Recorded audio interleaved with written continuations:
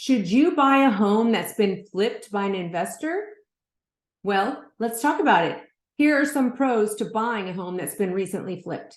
I'm sure you see every day homes being bought, and then 3 months later, they're coming back on the market for $300,000-$400,000 more. Well, let me tell you some pros about it. Number one, most investors are buying in great desirable locations, which means that you can rest assured that the home that you're buying is usually going to be in an up-and-coming neighborhood, being regentrified, and so it's basically a desirable location. Number two, they're modernizing it. Sometimes they're taking out walls that are from the 90s that don't really suit today's lifestyle environment. So modernizing it with all the latest updates and beautiful quartz and appliances, all brand new, makes it really nice for you. Third, this place is usually going to be turnkey. That means you bring your suitcase, your toothbrush, you turn the key, and you walk in. That is a big hit for most people. Now, there are a few things we need to caution ourselves about. Did they get the right permits?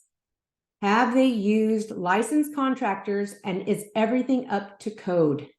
These things are really important because when they put all the shiny things on top, there's a lot you can't see underneath. That means that as your agent, we need to go in and dig deep about the condition of the home. We need to pull permits. We need to make sure that they've used licensed contractors and that they've done it correctly and didn't miss some of the big steps. Next, we want to make sure that this doesn't have a problem with appraisal.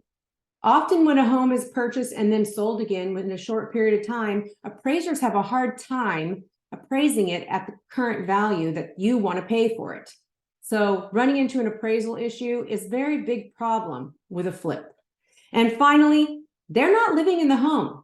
So these investors are able to get around some of the major disclosures that you get from a seller.